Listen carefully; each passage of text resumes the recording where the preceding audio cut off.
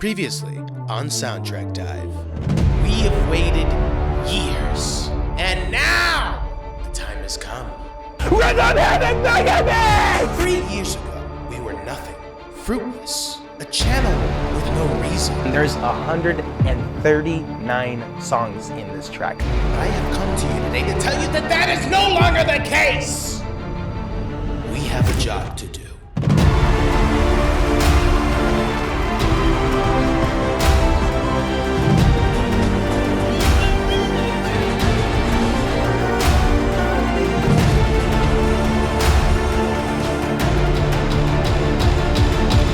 What a game, man. What a game. I guess if we're all done here, I guess I can call it a day.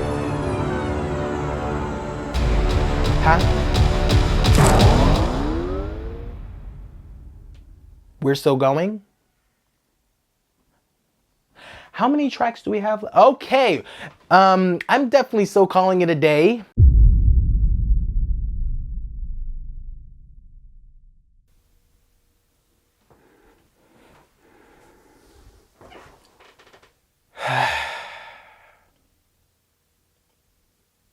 Let's proceed.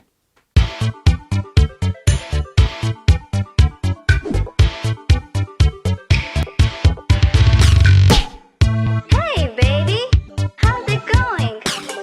This beat is non-stop. Hey baby, listen to my phrase. I can give you the sense of rhythm.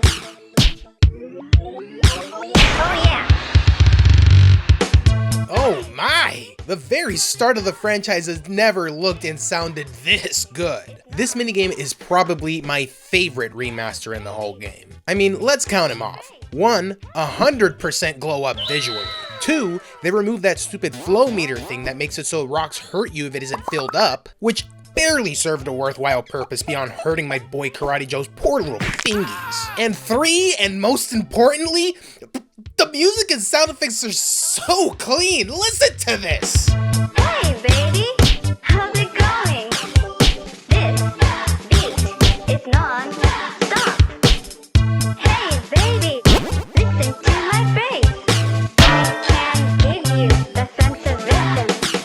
Oh my goodness! The crispness of it is just undeniable. Oh yeah, I should probably mention for those who don't know. After Tibby fell back down, we find out that there are more towers in need of completion in order to build up enough power to send him back to Heaven World. This tower that begins with Karate Man is the Honeybee Tower. Yes, we are actually going with the theming that was presented via each of the quirky little characters from before. Anyways, back on topic. This jam is sung by someone who did not want to be credited apparently, because there's no sign of who sung this anywhere, not even on the internet. Oh yeah, and the oh yeah guy that says oh yeah in the background got booted. He's no longer here. Oh yeah, and the developers seem to have smiled upon us and put a stop to the prequels. That's right, from here on, we just get our favorite classics mixed in with some of the new.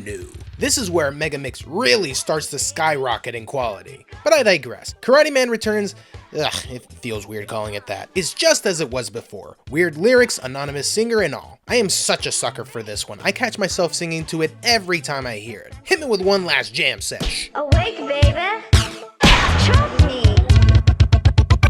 This beat is non-stop.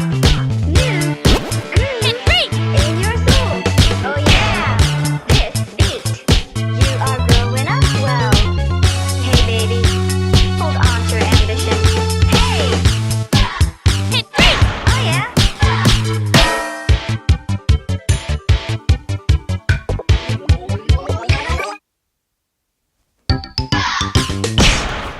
That's better in this version. I think that the oh yeah guy would agree with me in giving this a 4 out of 5 flipperos. Right, oh yeah guy? Oh yeah. Yeah, I thought you'd say that. Well, y'all know how I feel about this industrial piece of crap. Fillbots 2, or just the original Fillbots from DS, has never been a favorite of mine. It just always manages to pale in comparison to the other minigames no matter what game it's in, and let me tell you something, it was never gonna survive in this game. Look at you, you haven't even got a name tag.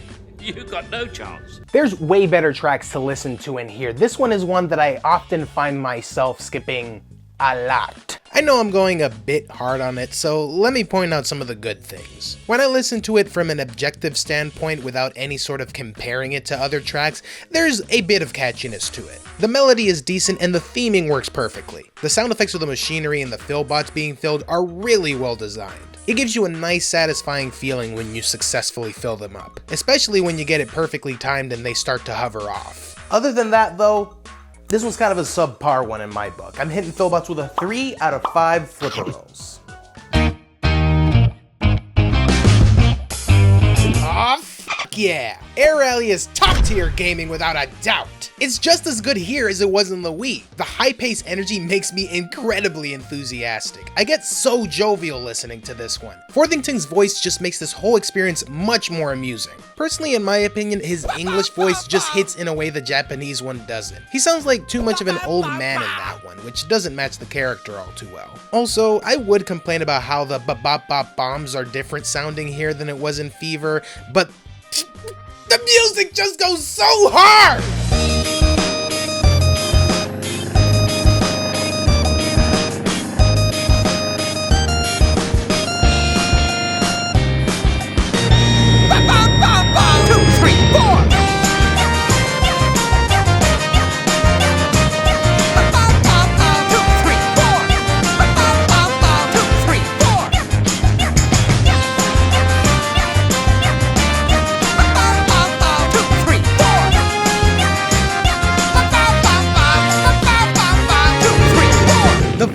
Are spectacular. Flying through the air with all the clouds zipping by, like, I feel like I'm in a whole new world right now. The sun setting in the nighttime, like the light cycles and everything, is just great. They even minimize the amount of clouds in the sky to make it easier for those visual players. And we all know that I don't need that. I can play this game blindfolded, with my eyes closed, inside the blindfold, with one hand tied behind my back. Flex. But in conclusion, Air Rally is, and in my heart will always be, one of the all-time classics from this franchise, and I think it earns a 4.9 out of 5 flipper rolls. Wow, this is significantly better than the first Catchy Tune. I think it's mostly because of how much more exciting this one is. I love that it gets me pumped up. In terms of catchiness, I would say this is close to even with the first. The main thing that makes me like this one more is the way that they execute the techno vibe that it's got. I gotta say, Sunka, you knows how to work with techno. The rhythm gets my foot a-tapping, the fruit catching is still mad satisfying. I would say that maybe the one nitpick I have is that they could have maybe added another catch pattern using like a different kind of fruit so that it's a little bit more varied from its predecessor. But for one thing, it's a very small, insignificant nitpick that doesn't really bug me too much. And for another, luckily, we got a sequel that will do just that. But all in good time. 4.5 out of 5 flipper rolls.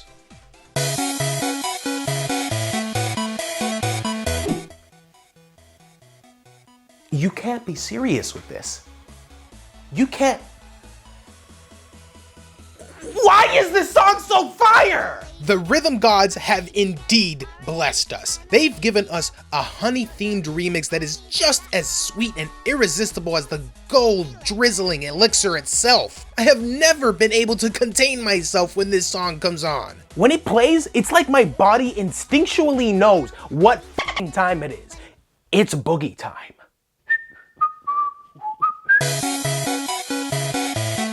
It's boogie time. Whoa! What the? Whoa! What is wrong with me? I can't control myself!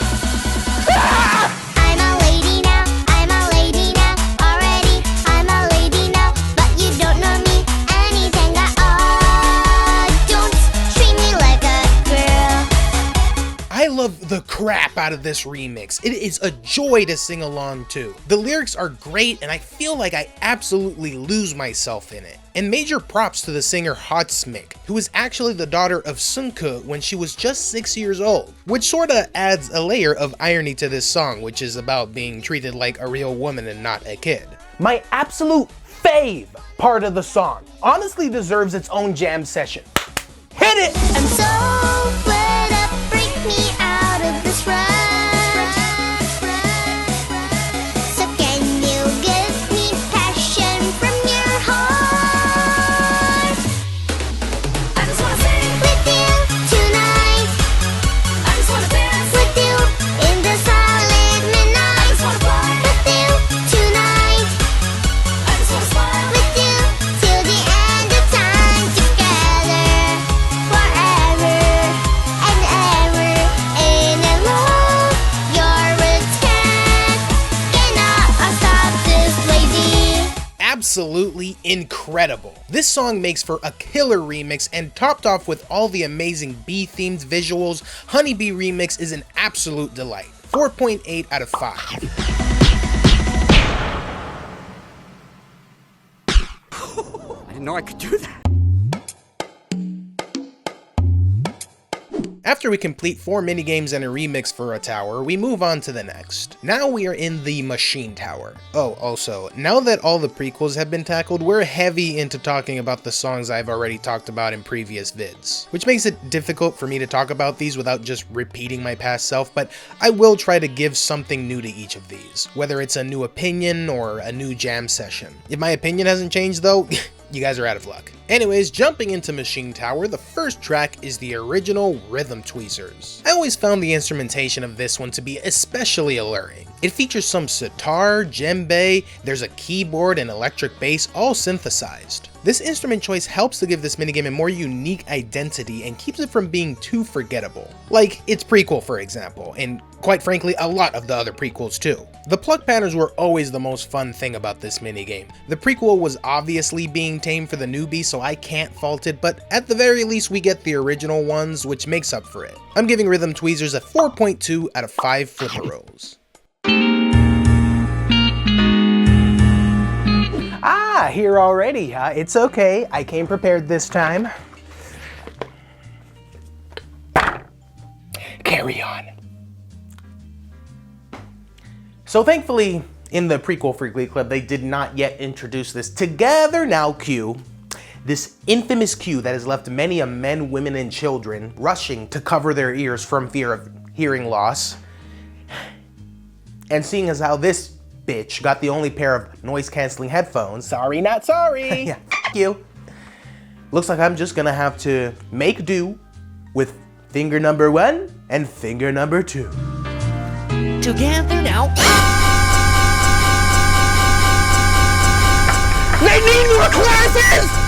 They need more classes! Exaggerations aside, I quite adore Glee Club. I love the chill, soft vibe of it. It really is a pleasant song to listen to. The minigame is charming. I love the chorus kids. They are absolutely what makes this one so fun to play. There are some really enjoyable harmonizations that always feel awesome to perfectly nail. There's a lot more of that,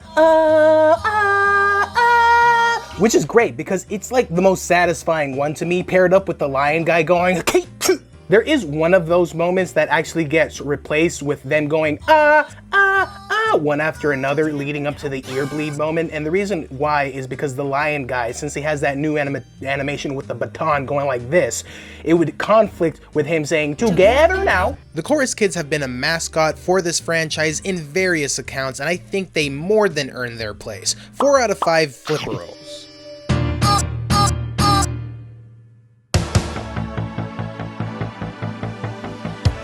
Okay, Figure Fighter. The music for this one is great and all, but it is only half of what makes this a great song. The punches and punch cues really bring a fire out of this song that is incredibly enticing and stirs up an adrenaline in me that is beyond belief. The way the drums are played here puts such a big fat stupid smile on my face. I'm so amazed by how they play around with them here, especially here in this part.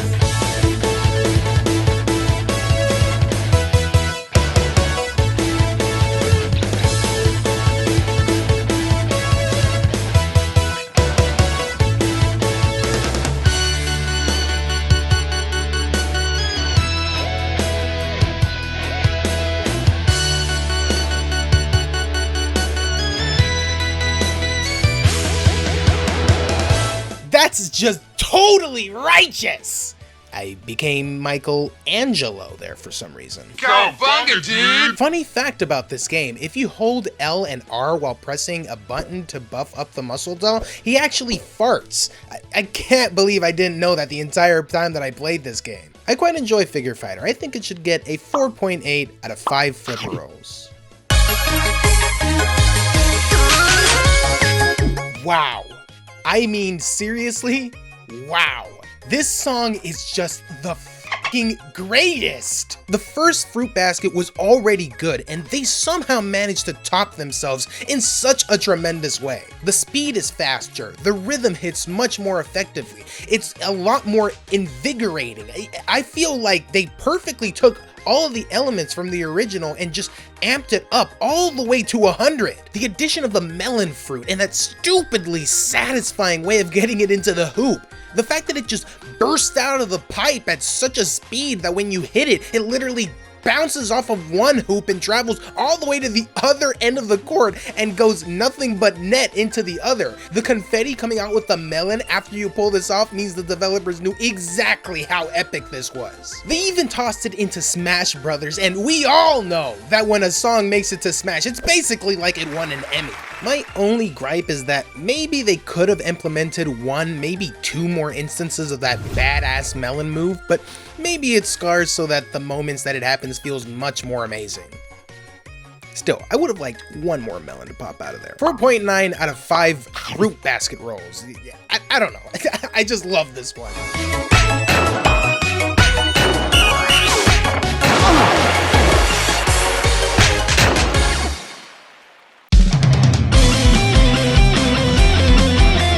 And up comes another phenomenal remix song! And just like the Lush remix, this one also has vocals only in Japanese. I love this remix so freaking much! It is definitely in my top 5 remixes from this game. The name of the song is Sono Hitu Subu no Ukina Namida ni wa. I hope I got that right. But in the Rhythm Heaven community, it goes by tons of different names. In a river of tears, for that one big tear. In a big drop of tears, drowning in a pool of tears. Okay, that last one I made up. But yeah, this one's just got something to do with tears and lots of them. This one's sung by Hikaru Ohashi, who did a fantastic job. And the instrumentals, while not the best of what I've heard in this game, is absolutely killer. Listen to that melody played by the guitars, it's so outstanding.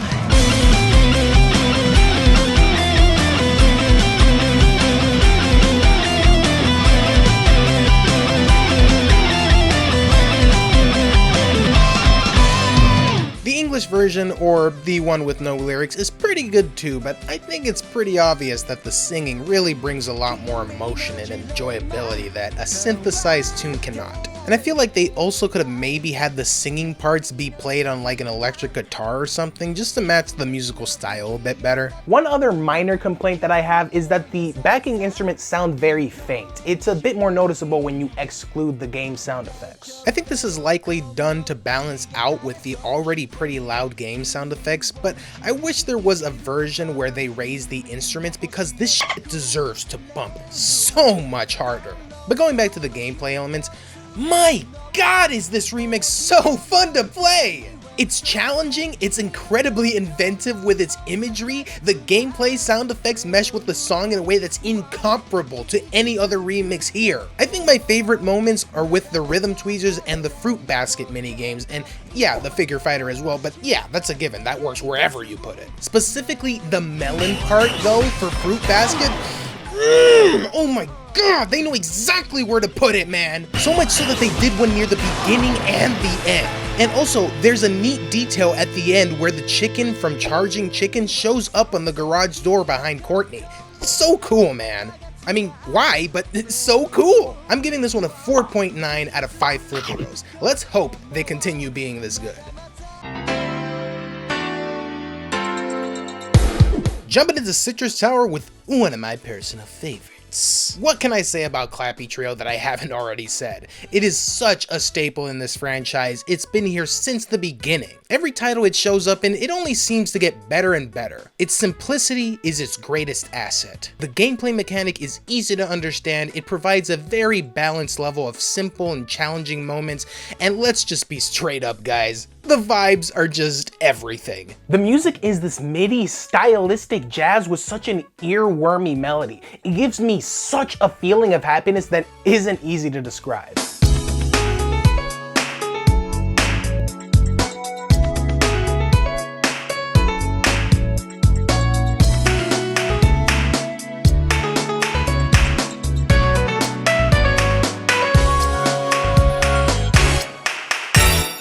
One thing that's kind of interesting about this game actually has to do with the BPM or beats per minute of the song. I've never been quite great at explaining these sort of technical details myself, which is why I'd like to give my good friend 8 a chance to explain it. She's been an absolutely great help in researching for this video, and I wanted to thank her by including her in this vid. Take it away, 8! Clappy Trio, or Clappy Trio 2 in Megamix, is very interesting as it has a really unique BPM, or beats per minute. It has 117.26 BPM. And the reason why this is interesting is because it's a decimal. I highly doubt that you know any actual real-life songs that have a decimal BPM. And even though it does make sense for it to be in this range, because a lot of popular disco songs, for example, take Stayin' Alive by the Bee Gees or Boogie Wonderland by Earth, Wind & Fire, they're around the 105 to 130 BPM range, so this does fall in it. But BPM is not very good to be heard by humans. You can't really tell the difference between a whole number and then an integer. There's not really much of a human difference. The only reason why we know what the BPM is because it's in the files of the game. That's how we were able to figure that out. So there's not really a point to make it 117.26. You can make it 117 and it just sounds the same. So that's why, in my opinion, it is one of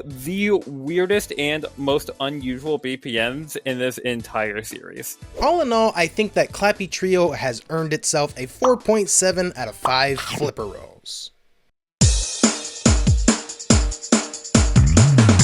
Oh my god, guys, literally, I cannot express how much I love this one. It's likely one of my top 10 favorite minigames in Rhythm Heaven history. I'd have to actually list them out to make sure, but from how I feel every time this sucker comes on, I feel really confident saying that. This song is incredible. The beat is one of the best I have ever heard. The electric guitar and the reverby texture they add to it, mixed with the synth sound, it really makes the vibe feel more extraterrestrial. They did a genius job composing this one.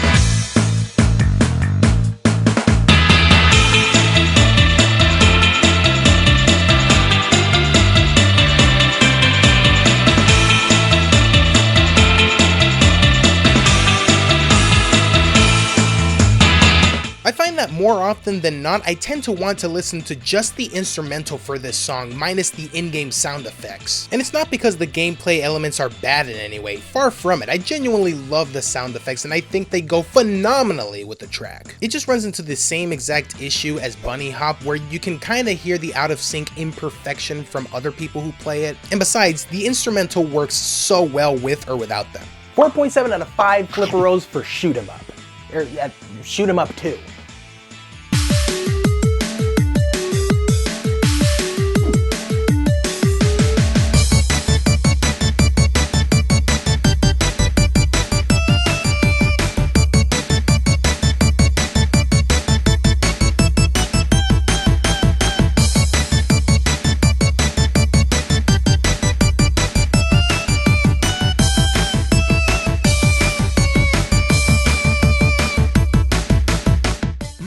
God, are we getting some bangers in this Citrus Tower? This track has it all. The hyper pace, the bomb ass melody, the banging ass beat. It's a real solid track, and I'm absolutely delighted to see it make a comeback here. I kinda, in a strange way, really would have loved for the sequel version of this one from Fever to have made a comeback as well. I miss those electrifying guitar solos. But 1, having 3 micro rolls would be a waste, and 2, the sequel from Fever is only good in terms of music, and it's not especially great visuals wise. But maybe they could have changed that here. I know they had a smaller budget this time around, but I mean, they polished this one up from the original. You can tell with the bubbles. Maybe they could have changed it up this time and made it look better. Who knows? Anyways, we got what we got, and even with what we got, I'm glad this game I bought. A little bit of a forced rhyme there, but I thought it wasn't bad. Rot. 4.8 out of 5. The follow-up to First Contact. My, what a step down. It's not that the song itself is really bad, it's just not as banging as the first one. I think part of the problem for me might be the clash of different styles. It's doing a role reversal of First Contact, and instead of humans sending an interpreter to aliens on the moon, the aliens are now sending their own interpreter over to a human on Earth. Now, I will say that the concept works fantastically. It's a very funny idea, and it is this kind of thing that Rhythm Heaven does that charms the hell out of me. There are some really humorous translations from this random farmer guy the aliens happened upon. A cool detail is one of his lines, which mentions a woman's name, has like 10 variations. Catherine, Dorothy, Jennifer, Julianne, Katrina, Lillian, Marianne, Marilyn, Mary Sue, and Natalie. Who are these women, and more importantly, how does he know them? What has he done to them? But the music is just not doing it for me. I'm guessing they went the route that the Dazzles 2 and Space Soccer 2 from DS went and thought, hey, making a sequel with a Western spin is hip! But I'm sorry, this Western style and Space Techno style collab just isn't the new hot shit. I don't want to trash it too much because I'm sure it has its fans. For example, Cudlil, who made a Q&A meme around it, video and channel in the description. And to those of you who do enjoy this, keep enjoying it. For me though, I find it to be a 3.1 out of 5. Now time for the Citrus remix. This one's pretty great. I think it's got a fun look and sound to it. The creativity behind these character models is just brilliant. Look at the orange the alien orange. Look at how beautifully the micro roast section was designed, and it's taking place in a glass of orange juice. Isn't that funny? And look at the okay, they look a little weird, but hey, look! More alien oranges! The music also complements this style great. The way they made it sound so unique and endearing, it utilizes this techno motif very smartly. It's a bit difficult to even describe how it sounds, but all I know is that it makes for one damn fun remix. I think that I would put this under the previous 3 remixes. It's really fun and charming, but I like the other one's music a bit more. This definitely has it in terms of visual splendor though. 4.6 out of 5 Flipper Rolls. Okay. Of all things to bring back, Rat Race I personally uphold to be one of the more strange games to ever come out of Rhythm Heaven, and yes, I know that is saying a lot. However, for as weird as Rat Race is, I do find it to be delightfully lovable. The premise couldn't be any simpler. You're but one rat in a whole colony who is trying not to get caught by one ravenous and ferocious cat. I adore the updated title screen for this one, by the way. This track, of course, like practically all from Tengoku, had to be redone in stellar HD quality, since the original is a bit outdated. And yeah, they did a really great job of recreating this one. The composition for the running parts has an alright melody, including tuba, banjo, woodwinds, drums, and xylophone. And in the standstill moments where they're hiding, they hit us with some piano and a lot of violins. They also transition in and out of these points with some timpani rolls. It's very well integrated, especially in those later parts with the scales, the thing that goes da da da da da da da da dun. The timpani goes dum dum dum. It gives this a very cartoony feeling, which is exactly what I think this one needed. Unfortunately, I don't think this one is going to be receiving that much points for me, especially on this list. I usually tend to judge these things based on my willingness to listen to them, and this one is sadly one I happen to skip a lot. Don't get the wrong idea. I really appreciate what they were going for with this one, but I'm gonna have to say 2.9 out of 5 Flipper Rolls. Yeah, yeah, yeah. Hey now, here is my song for you. Yeah, that's right. I wish that I was yours, but I'm too shy, I suppose. Okay, enough! You weren't supposed to see that. What? Yeah, okay. I like this song. Is there something so wrong about that? I think Thrilling Is This Love is fantastic. It's catchy, it's enjoyable, and goddammit, I'm not the only one. One of you watching must be on my side here. And all of these people in this crowd, surely they understand too. Cheering for this little girl. I'm not helping myself, am I? No, you're not. Okay, jokes aside, This is one of the best minigames and minigame songs in Rhythm Heaven. Part of it must be because of the real-world practicality of it. You can follow these clap prompts really easily. It's so infectious too, it makes you really want to follow along with it. If only I can just conjure a spell about hocus hocus hocus, then you and I would be together for all time, I suppose. Stop showing them that! Can't you see I'm embarrassed enough as is? God. Dude, come on. Just own it! Is it love that makes my heart go boom, boom, boom? Yeah, I suppose. Love you, love you, love you. More than yesterday, I suppose. Yeah, yeah, yeah. I love you guys. Don't make this weird. Okay.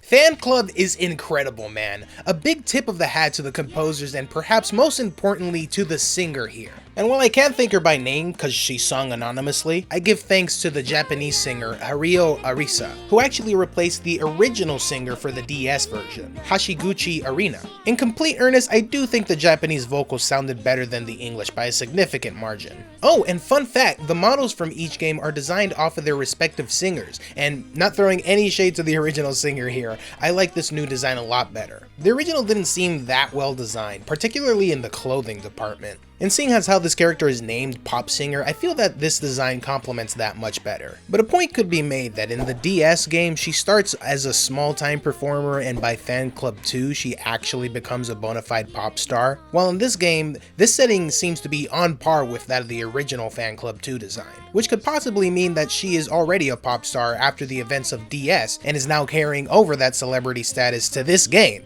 God, this timeline is confusing! If this is the case, I'm glad, because I do think that this version's visuals are a lot more pleasing. The spotlighting towards the middle, my god, it just adds so much flair to this minigame. I love it so much. And if this is how good Fan Club 1 looks in this game, I think we can all agree that Fan Club 2 is gonna be glorious when we get to it. They did a great job of adapting this one, and I'm excited to see what they have up their sleeve for the sequel. Fan Club 2 earns a 5 out of 5. Oh crap, did I forget to mention that we're in the donut tower now? My bad, y'all. Anyways, yeah baby, work it down! Even though they started off flimsy at the beginning, bringing back rat raids for Tengoku, they really leveled it out with some of the best ones from DS and Fever. Perhaps predictably, I really adore this one because of how awe-inspiringly they utilize the drums. The beat is a joy to listen to.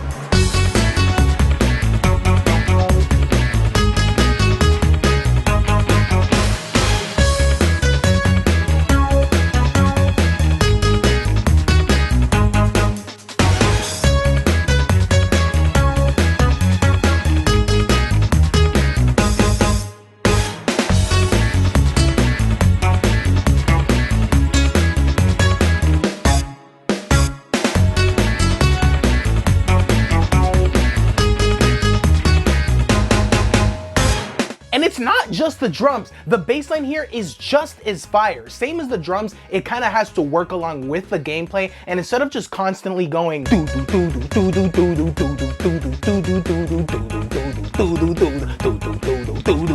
it'll do stuff like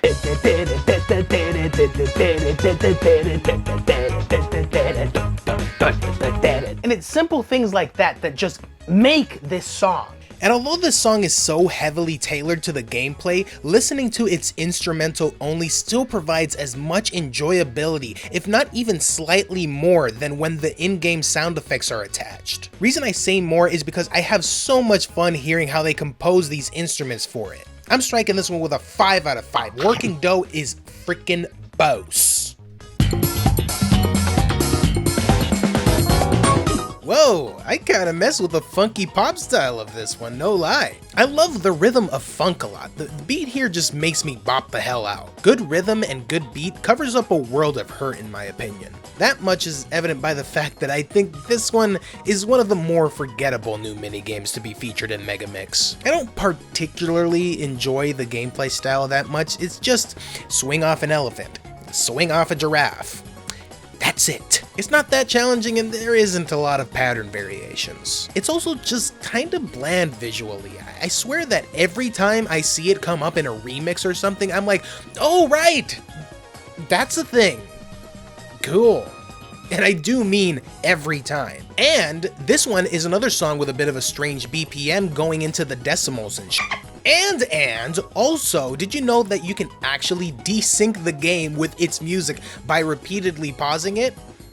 Even the game developers didn't really care about this one. But as I said, I do enjoy the music for it. The whole thing is a synthesized slab of sirloin steak and I just love to bite right into it when I hear it come on. My analogy kind of got lost towards the end there. The only other thing I wish was a bit better would be the melody. I feel like it's serviceable enough as is, but the whole thing would benefit a bit more from something a bit catchier. As is, I'll give it a 4.5 out of 5 flipper rolls.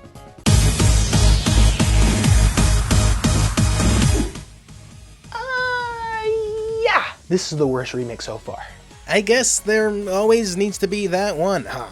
Yeah, this remix is not all that, but really it's not awful. I think what really hurts it is the lack of an actually good melody. It's a bit unfocused, like it's not even sure of how it even wants to sound. And I think at this point is where I'm starting to get a little bit fatigued with that techno motif. Like, does every remix have to sound like this? The reason I think that Lush, Honeybee, and Citrus were able to avoid this is first and most obviously a catchy melody, but secondly, each of those remixes felt different from one another. Like, they have their own identities and the music reflected that. What the fuck does this song do that even remotely is supposed to help me connect it to donuts? Other than that I feel bloated after consuming them. The visuals here took a dip as well, although not quite as drastic. I still think they did a good job with the designs of the characters and the environments. And I think that's another thing that's bringing this remix down. It's the comparison. They just did such a good job with the others that in comparison, this one just pales. At any rate, Donut Remix earns a 3.7 out of 5 donut rolls. Starting to get hungry. Next, we jump into the Barbershop Tower and the sequel to Sneaky Spirits, aka the frickin' original one. I'll keep it brief. I think y'all know that this one is okay. One of the more basic songs in this game. I think I would say that I still like it more than the prequel though, because as I mentioned, I don't really think the rock and roll vibe matched the gameplay very well. And the slowing down and the speeding up didn't really work as good as it does with this one. And that's about as close a compliment you're gonna get out of me, Sneaky Spirits 2. What else? I like the fading of the music. It helps to make it more challenging. The animations, of course, are fun. The melody is suitable. It's a decent minigame, all things considered. I'm gonna give it a 3.3 out of 5 flipper rolls.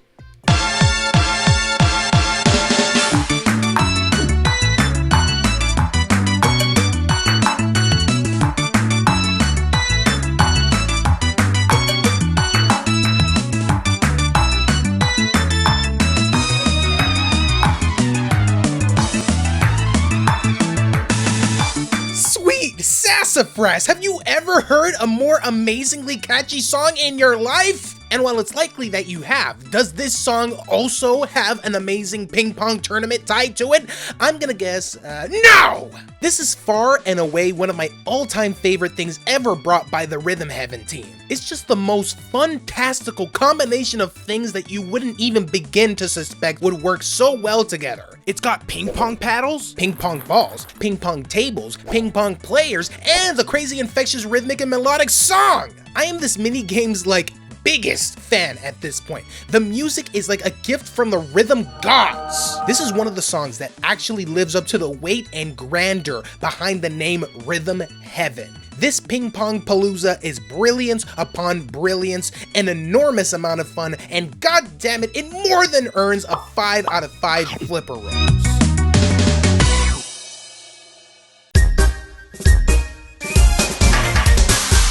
Ooh, here comes those funny little guys again. Those tasty little guys.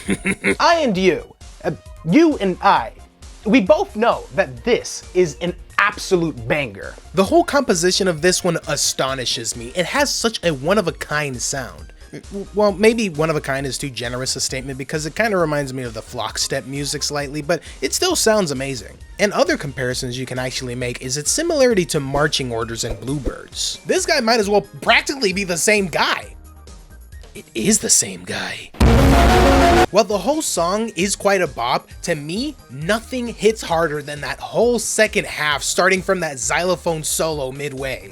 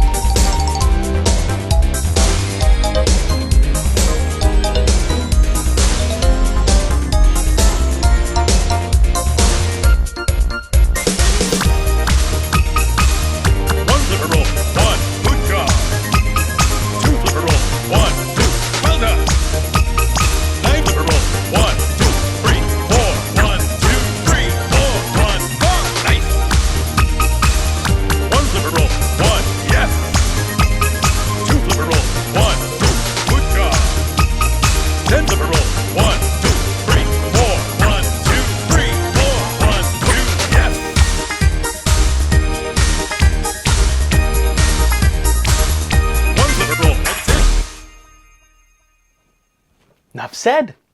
4.7 out of 5 Flipperos.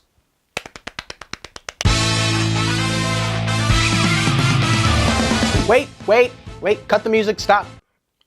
All right, guys, come a little closer. Let me just level with you here. Without a doubt, this song is a 5 out of 5. That was never in question, all right? The predicament that I'm in is that how am I just supposed to talk about why I love this song? There's nothing I can say. There's no way to simply explain to you guys and sit here and talk about why I love this song so much. So the only way that I feel like I can do this song justice is by doing this.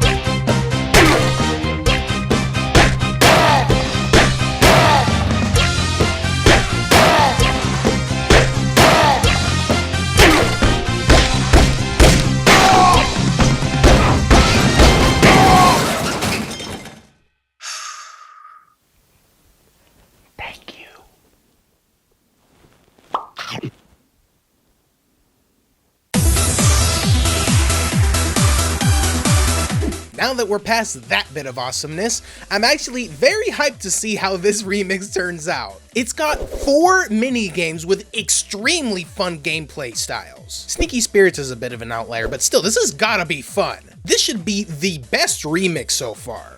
And in a way, it actually is. The way they designed everything in this remix is actually really impressive. The cats have the Clappy Trio's froze, the Sneaky Spirits have hair that they're getting flung into the barbershop to get cut, and inside the barbershop, the Flipper Boys are doing their thing, and what? This guy got redesigned? Oh my god! They finally convinced him. To my knowledge, this is the first ever time that this character got a redesign. He's been rocking that damn winter coat for years. That is an awesome detail. I love that they made him wear a barber outfit, or made him a barber. I don't care. This was awesome of them. And lastly, the 3D environment for Rhythm Rally. It's just so good, man. This remix is definitely where most of the money went. The coolness doesn't stop there though. If you pay close enough attention, you can start to put together that all the mini games in this remix are actually interconnected. In Sneaky Spirits, you can see the bear's footsteps in the snow leading towards the back of the barbershop where he's with them gay boys cutting wood. In the background of this, you can see the barber guy, aka Flipper Roll Dude, watching them inside the shop. In the Flipper Roll game, you can at some point see a Sneaky Spirit in the barber seat in the background with an arrow up his nose. And there's a Rhythm Rally poster as well. And for the Rhythm Rally, these barber poles have flipper floppers on top of them. That's just phenomenal. They absolutely outdid themselves here. All the amazingly cool details, and not to mention how much fun they made all the things you do with the gameplay here alongside with the music, it is stupendously well made. And speaking of, yes, I know it seems like I'm building up to saying that I think the music for this remix kind of sucks, and I mean, that's not exactly the case. It isn't the best, but it actually is pretty decent. It's using that techno vibe for like the umpteenth time, but it has a pretty clean rhythm to it. I certainly like it more than the Donut remix, but it still sits below the Citrus remix for me. I'd say it works a bit better with the gameplay elements alongside it though. I guess the long and short of it is 4.3 out of 5 flipper rolls. Yes! Saving the best ones for the final tower. So Tap Trial starts off our trip through Songbird Tower. This is probably my favorite from Tengoku if I'm remembering correctly. It's been a while since I played that game, so I don't remember all the mini games in it, but I feel pretty confident saying that this is my favorite non-sequel one from it. This is such a melodious masterpiece. I don't think there was a single time in my existence where when this song came on, I didn't do a little shoulder shimmy, foot tap, or go full-on Broadway musical on him. That beginning has just the most flawless build-up, starting off with synthesized keyboard and drumming.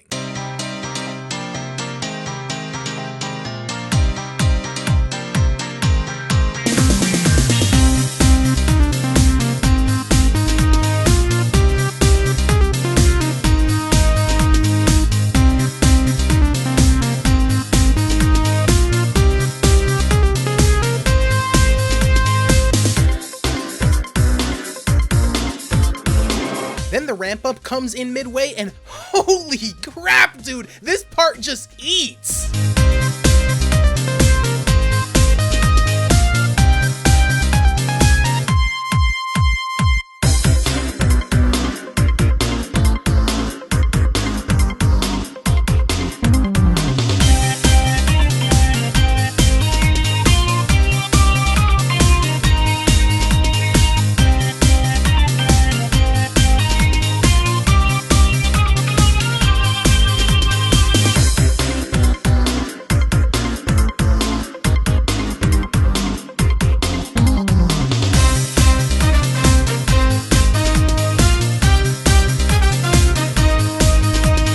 This indescribable style of music is fantastically executed. I am so enamored with Tap Trial. It is just a good f***ing minigame. The tapping gameplay becomes so dopamine filling in that latter half. Like that giraffe, I seriously love Tap now because of this game. Tap Trial has made the most comebacks of any game of the franchise, and it's for a damn good reason. Jesus Christ, man, what the hell else can I even say? It is just great. 5 out of 5 motherfucking flippity rolls.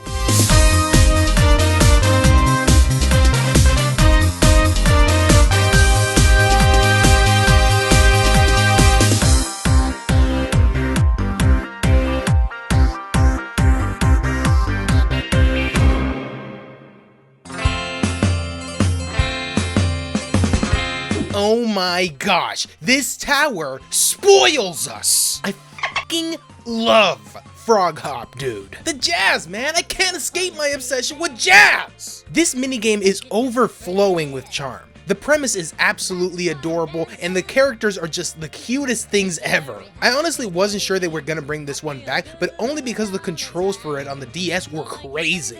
There were taps and flicks and a whole bunch of different cues you had to do. How the hell are they gonna implement that here?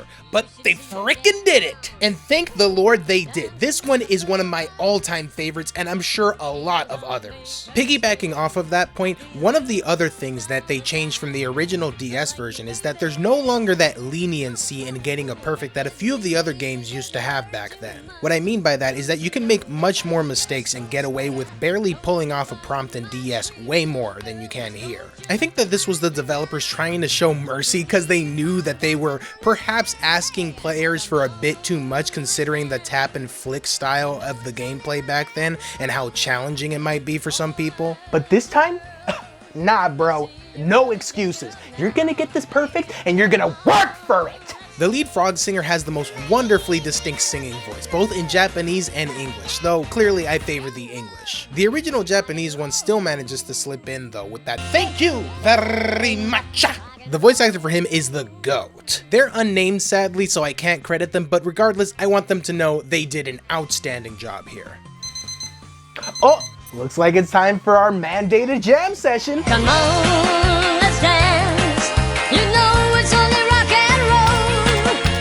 Boys and girls, let's see you really shake it up now. Hey, hey, come on, let's sing. You know it's only rock and roll. Can't get enough.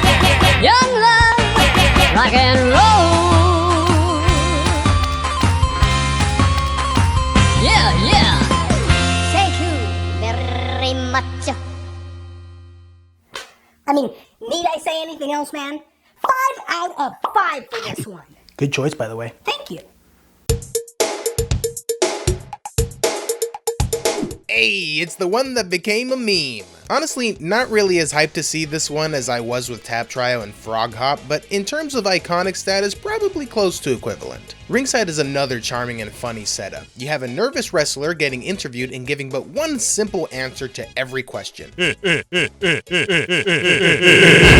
cues in this are an absolute joy. The wubba lubba dub dub, is that true? The whoa you go big guy, and the pose for the fans, all simply the best. I used to think the music didn't work all too great disconnected from the gameplay sound effects, but now I think I've changed my mind on that. I still vibe to this either which way. My favorite bit of this song, don't ask why, is this one long holding of the one note right at the very beginning that goes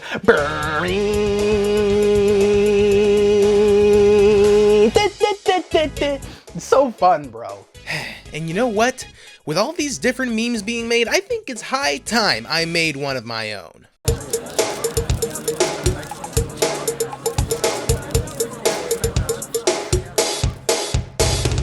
Rubba lubba dub, is that true? Yeah. Rubba lubba dub, is that true? Yeah. Post for the fans. Yeah. Rubba dubba dub, is that true? Yeah. Post for the fans. Rubba dubba dub, is that true? Yeah. Whoa, you go big guy. Crossing that one off the bucket list, I'm gonna give Ringside a 4 out of 5 wrestler rolls. Oh my god, wrestler rolls are people!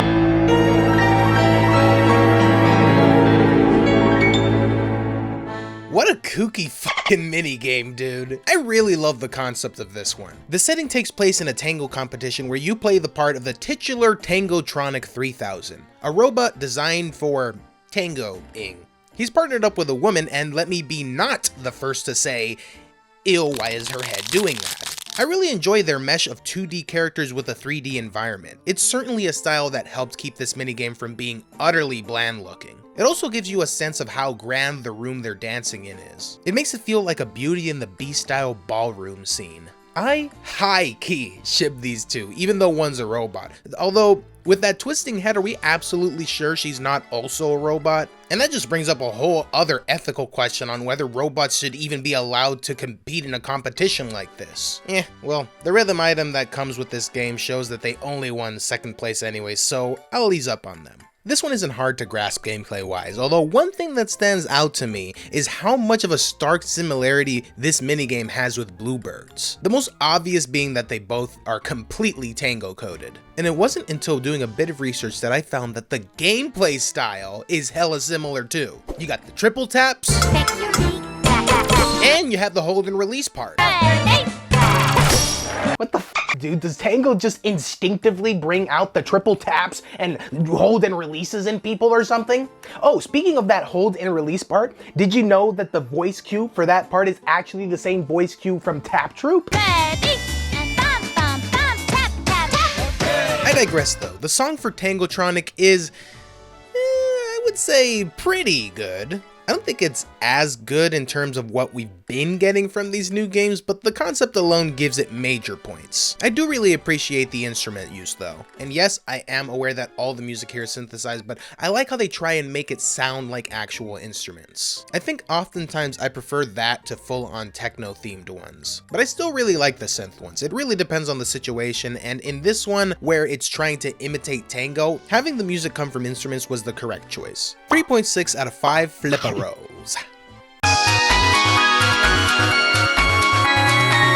Alright, now we've arrived to the final remix of the final tower. And I know I haven't been giving a lot of info on the story element, so those of you who haven't played the game yourself probably won't know what I'm referring to, but it's such an endearing detail to have added the bird the crazy lady was coddling the whole time we spent playing through her area of the game. And it's funny how the tap trial trio is inside the cage it's holding. You gotta love the cute little details. So anyways, Songbird remix. My god, this is such a good remix. And that's something that if myself, when I first played this game, heard me saying that, he'd be like, huh? I thought this one was pretty much on par with the Barbershop one, maybe even slightly superior at best. So what happened to change my mind?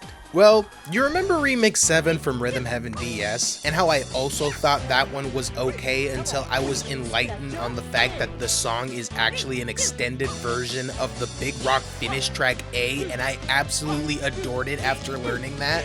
Well, the same thing happened here. When I found out that this one shared heavy similarities to the Endless remix song from Rhythm Heaven Fever, I was absolutely astounded. Whether intentionally or not, I love that this song sounded like that song. And to tell you the truth, I have no idea why. It's not like that song was particularly amazing or anything. I mean, I do enjoy it a lot, don't get me wrong. The only logic I can put behind it is that maybe my brain thinks this version is the reimagining of that track fully realized here, and it thinks that's awesome. Why do you like this, brain? I don't know what the consensus are for this remix. All I know is that it's the best of all the ones that I've heard thus far. No, I am not kidding you.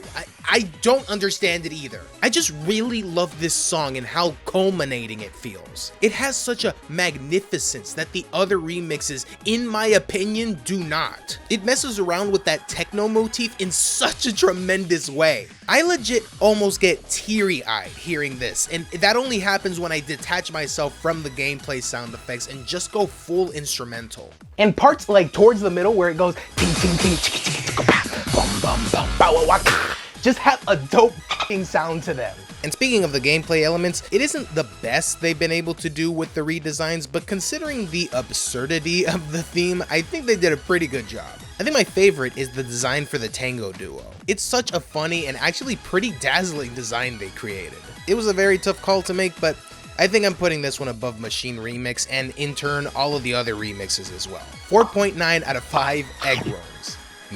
Egg rolls.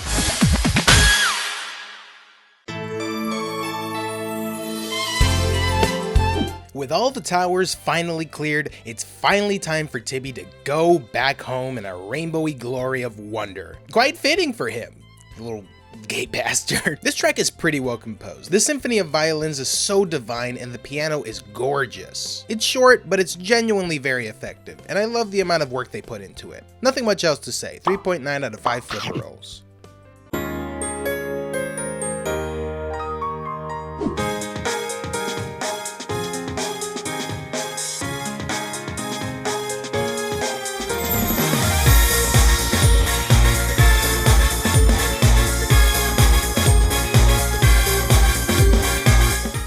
Okay, funny facts for you guys. Up until the very moment I started writing this part, I had no idea this song had lyrics in Japanese. And hearing it now, yeah, I'm boosting it up a couple points. This was already a pretty ethereal tune. Like, I think the composition of this one is stellar. It's a really well made track, but adding in the vocals was like the frosting and sprinkles on top.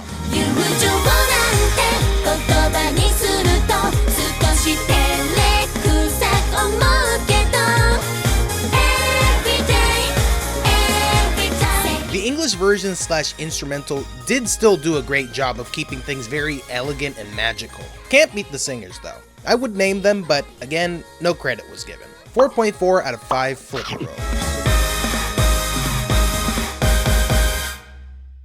Well, I guess that's really it this time, unless are there any more jokes ones that you want to pull? Is this another fake out? Are we actually done this time? Okay, great. All right, well, we had our fun with this one, guys, but unfortunately, it's time that we finally wrap this up. Oh, God damn it!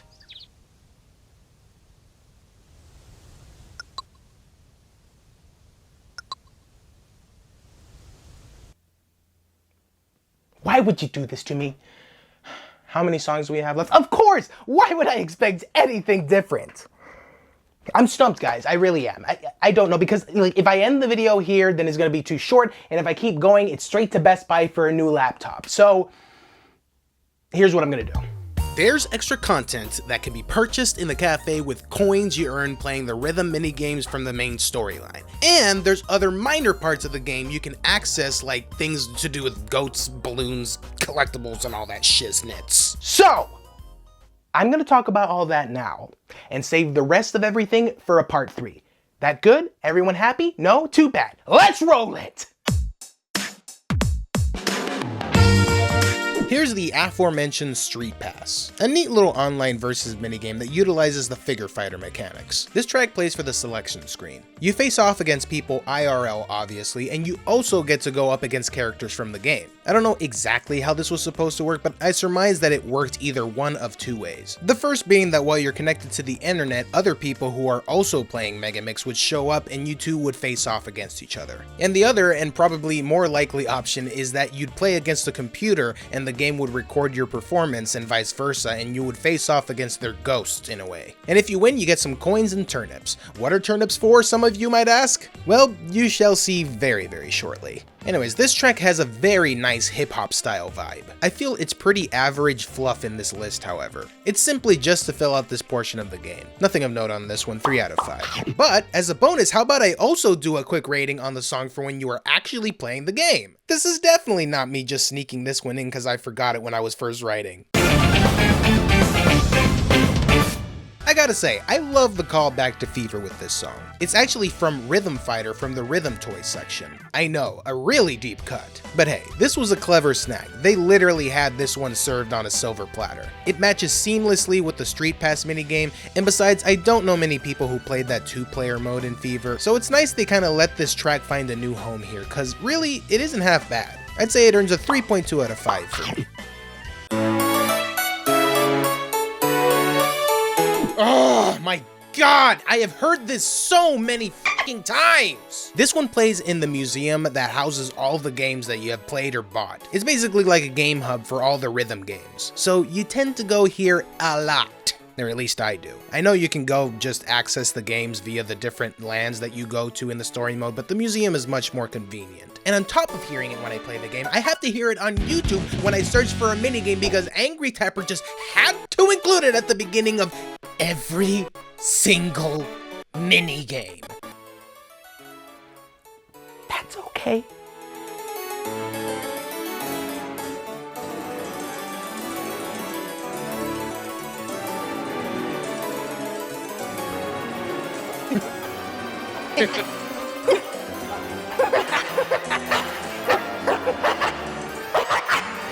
I do want to make a point to mention that this is just the most magnificent way of paying tribute to all of these songs. Seriously, this is just fantastic organization. Before, in the other games, you would earn some cute info about each game that you can read by usually going to the cafe and going to a section, finding the game you want to read about, and then reading it. It was the same as listening to the instrumentals too. You'd earn it, go to the cafe, go to a listening section, and then listen to what you want to listen to. In retrospect, it's not the most convenient way to organize things, but you know, you make a do. In Megamix, however, oh my god, they are the real ones for this. Now all you have to do is go to the museum in the cafe, find the minigame you want, and not only does it have the cute info via the rhythm items and the instrumental, but it gives you access to all of its epilogues and gives you access to the minigame itself, and they also display the console in which each respective game debuted.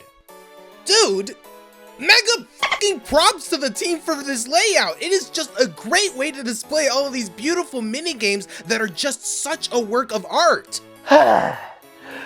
Anyways, where was I?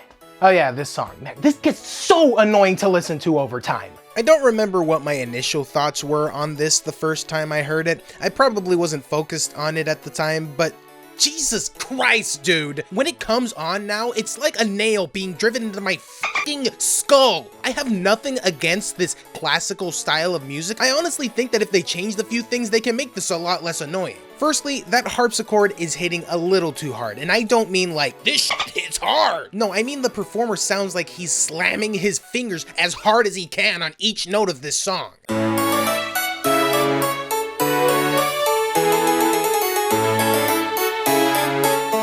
In my opinion, they really needed to maybe play this one on a real harpsichord because I actually find the harpsichord to be quite pleasant to listen to. I think the synthesized version is a bit too rough sounding, honestly. That, and it also plays a bit too quickly. They need to slow it down a bit more to let the elegance of the instrument flow a lot more. The cafe reading section had elegant music in the past games because you want to be able to sit and relax and read about your favorite minigames in peace. This frackin' track doesn't allow me to do that anymore! Alright, having taken that off my chest, 2.9 out of 5. Next song.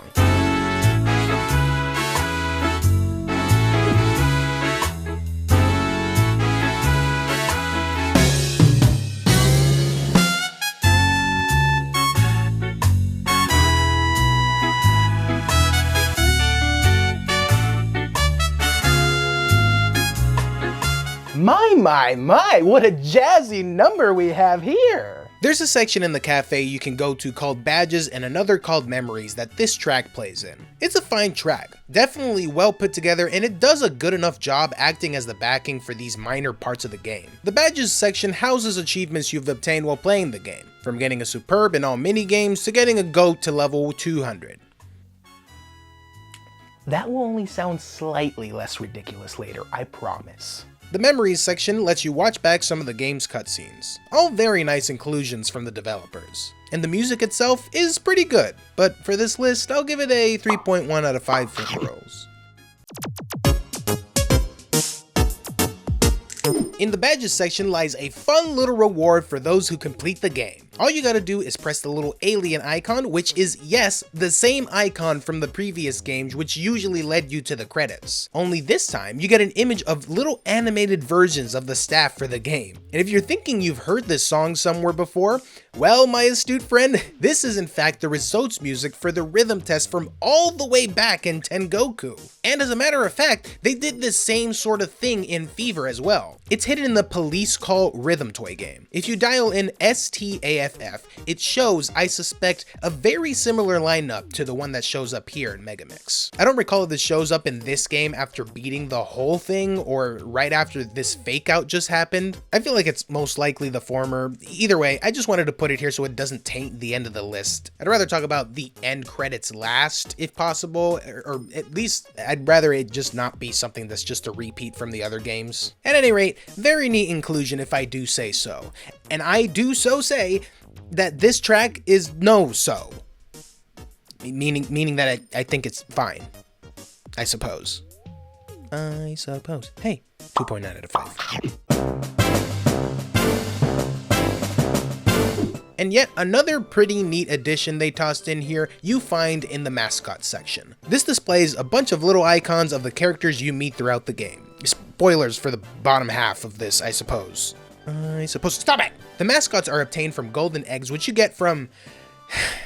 Again, we'll get to that. These are actually the little icons you get when the game is loading, and it swaps between them, I believe, randomly. This is a relatively useless portion of the cafe, but it is just such a cute thing to add. You even get information on the characters' likes and dislikes. This is a silly and charming thing in this silly and charming game. And the music with its little marching style really fits with the characters all, well, marching. It's fitting, cute, a nice touch to this section, 3.1 out of 5 flipper rolls. No. Don't zoom out on me. I don't want to have to be the one to explain this. Yeah, me neither. Oh, great. F***ing magnanimous. Leave it to me, why don't ya? Okay, so in the cafe, there's a section containing a stable, and what's in the stable? A fucking goat. Why? Literally, the barista just says, there's a goat here and you can feed it. And you feed it using the turnips from rhythm tweezers. Okay, that's a pretty good detail, I'll admit that. You get turnips from the stable occasionally and from playing Streetpass in Challenge Land. What does feeding the goat do? Level up the goat. What does that give you? An egg. Sometimes. Huh? Okay, just double checking here.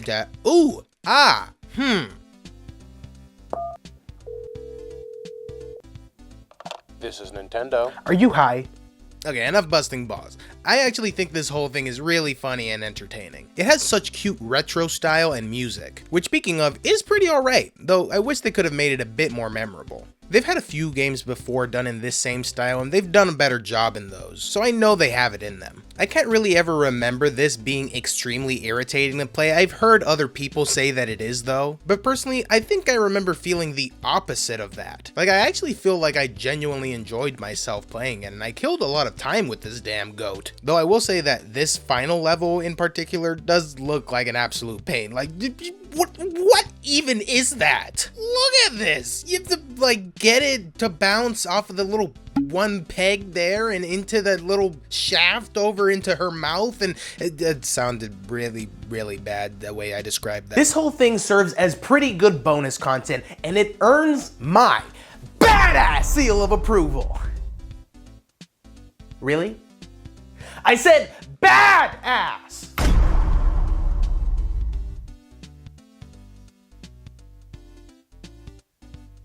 3.6 for the song.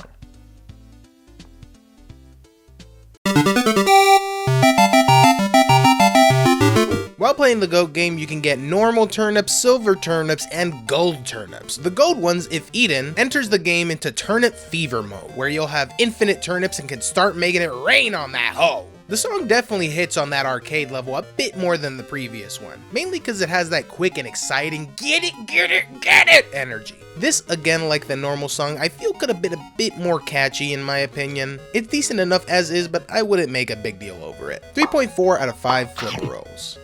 Okay, so the cafe has a store where you can buy several things with rhythm coins, ranging from rhythm items, music from the game, and perhaps most excitingly, new rhythm mini games to play. This is freaking rad! There's a total of 18 of them from the previous games that are available for purchase, and to wrap up part 2, we're gonna discuss them all, starting with...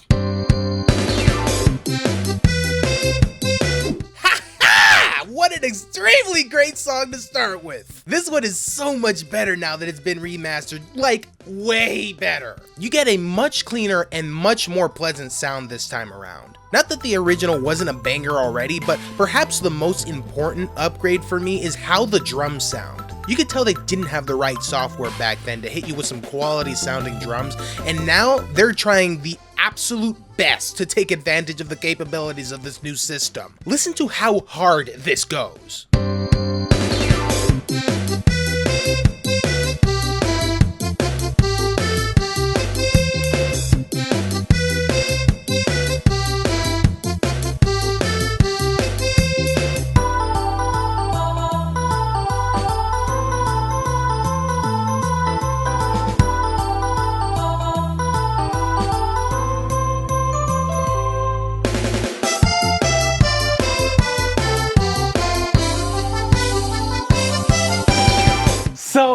fucking good. My one complaint with this one has always been the length. It's 49 seconds long, and you really do feel how short it is. I wish that they did at least one more repeat of the bridge and then wrap it up. It's literally the only thing keeping this from being a 5 out of 5. The minigame itself is simple yet incredibly engaging. It's a really fun move to pull off, bouncing the little balls across each peg. And it's not all that hard to succeed at this one with a Superb, and it's thanks to that fire song. I could jam to this on loop for days. This is near perfect, they just need to lengthen it up a bit. I'm going with a 4.9 out of 5 flipper rolls. Hey, another really good Tengoku one. We're on a roll here. Nightwalk is one of the more bare bones ones from GBA. It's kind of like a more boring version of Bunny Hop. It's like you just gotta tap to the beat. And exactly like Bunny Hop, it's more preferable to just listen to the instrumental since the sound effects don't sync well. But I do admire them for keeping the detail of the drum sound changing to a snare hit when the lollipops and umbrellas spring out. That's really nice. There's a whole thing with this character being named over an old Play Yan accessory for the Game Boy. I won't go into depth here. Go watch my Tengoku video for more information, and while you're there, leave a like on the video and subscribe! Play Yan here in his minigame would actually go on to inspire the end credits game for Fever. I like that game better because it gives you more than one thing to do, and it has a spectacular song. And speaking of which, the song for this Nightwalk is quite a treat. It is nice to hear it remastered, although it isn't improved upon that much relative to some of the other Tengoku tracks. I always loved how the key changes higher and higher, mirroring the climb that Play Yan is making up the stairs. It's just wonderfully clever. I have always adored the vibe that this one gives. It's playful, it's uplifting, and it's fun. I'll give it a 4.6 out of 5 flipper rolls. Hello and welcome back, ladies and gentlemen, to today's installment of Answer Me This, the show where we pose some challenging questions and see if we can get some answers. And today's question is, where the hell did he go? No! Get back here!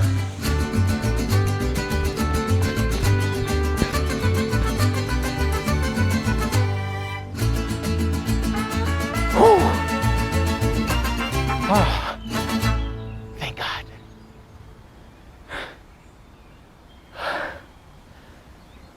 Ooh.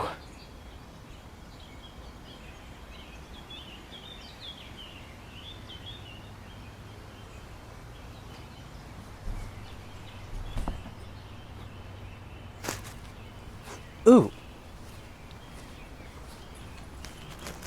What are you doing? Son of a bitch! You can't run from this, you know. I'm not talking about that stupid ass mini game. You can't just not talk about it. I've talked about it before. Exactly, so you should have no problem doing it again. Oh my God, you're so right, let's do it again. Really? No, dumbass, it sucks even more now. So it can go eat a giant bag of dicks, and so can you.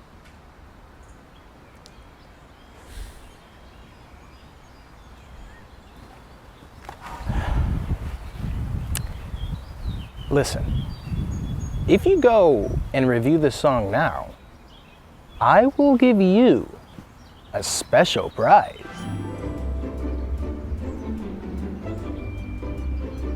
What kind of special prize? It'll be a surprise, and I promise it's something you want. Okay, yes. We will be right back after this quick sprint to the house.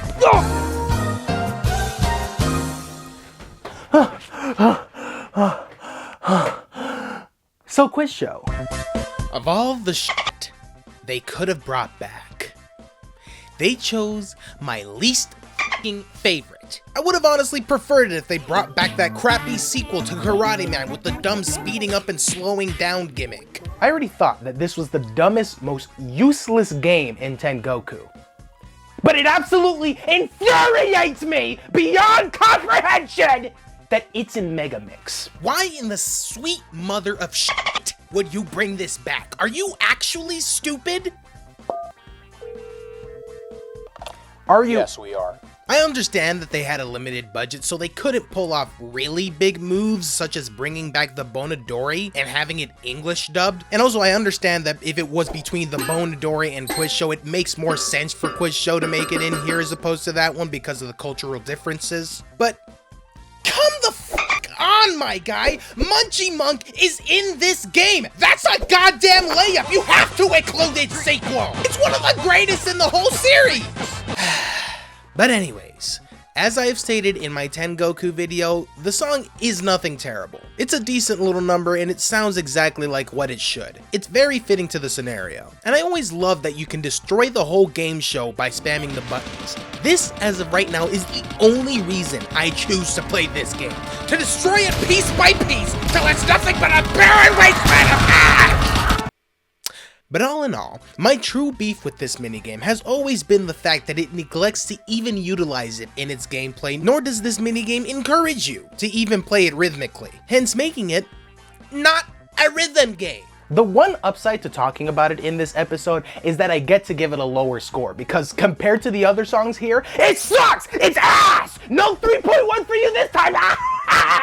Seeing as how it's in this Megamix OST, I'm gonna have to bring the rating down 5% to adjust for overall comparison to the soundtrack, 20% on its robbery of Munchie Monk 2's slot in this OST, and 79% for just pissing me off. That brings us down to a negative 50 out of 5 flipper rolls. Oh, that feels so good.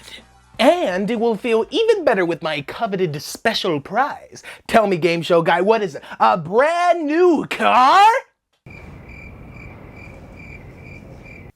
Guy?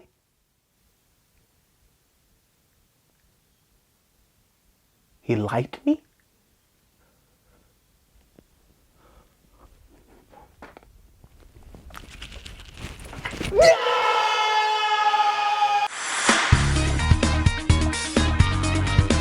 Ooh, now we jump into the DS games. I guess it makes sense, they only hit us with 3 Tengoku ones. That library of games wasn't the most interesting compared to the other two. That, and they probably wanted to ease up on the amount of games that they would have to redesign visually and musically upgrade. That much is obvious from the fact that DS only gets to have 3 out of 18. DS gets 3? Seriously? You know, I want to live in an alternate universe where people actually gave a crap about this game and actually gave it the proper funding, because for f***'s sake, this could have been and deserves to be so much better. And some of you might be saying, well, I thought Fever was your favorite of the games. And yeah, it is, but I still love the other games, and I'm not a blind loyalist to Fever. I know the games that should and shouldn't come back, same as the other games. You know, I don't want to blurt out this whole rant on this one song, so I'll just save it for when we jump to the Fever songs. To be continued. What song are we on? Oh yeah.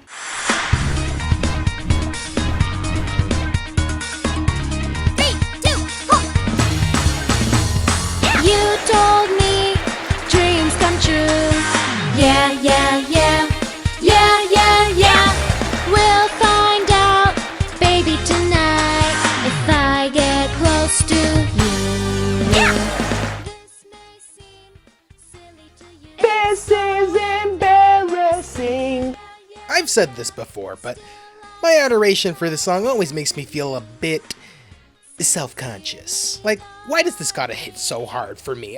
For all the weirdos like me who really love this and Fan Club, I'ma just say it. I'm not ashamed! I love this song, and I don't want lip from any of you judgers out there. It is a fun song to sing along to. It's like listening to a real pop group and just jamming to one of their top hits. In fact, the Dazzles are actually based on a real life group known at the time as The Possible that since 2018 has disbanded. The Dazzles are even designed after them. By the way, am I the only one who thinks that their designs held up better in the DS version? I don't know what it is, but there's something very uncanny about them now, and especially this one. I think they changed the design slightly to closer match the real life singers, and I just think they look a little weirder like this. Like, their feet are now where their legs used to end in the original. It just makes for an incredibly awkward design. Maybe it's just me.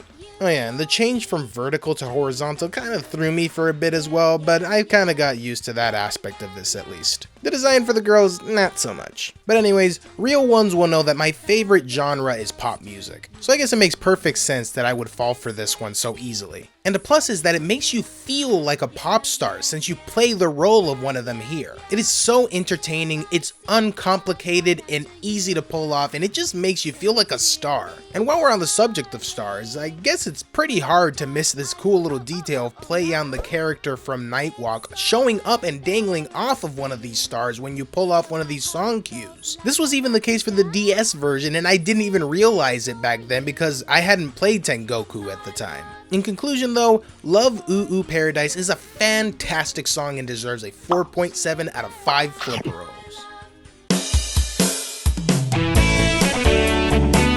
Fuck yes! Great minigame to make a comeback. This minigame is one of the most basic yet incredibly entertaining ones on the list. You have 8 different tracks listed from A through H in which you must, as the title states, perform a big rock finish. All of the different tracks will play in one of these 4 patterns randomly, always starting with track A and ending with track H. All these individual tracks are honestly really well done, and if you want to hear more of my individual thoughts on them, I suggest you go watch my DS video if you haven't already. I give each one of them a rating as well. This minigame is wonderfully remastered. It sounds much more polished and the visuals as well are just great. This is one of the minigames specifically from DS I feel like had the cleanest upgrade from its original counterpart. It's kept pretty much exactly the same, but the graphics are just less pixelated. This minigame also has the fastest BPM in the whole series, 290 with Big Rock finish track C.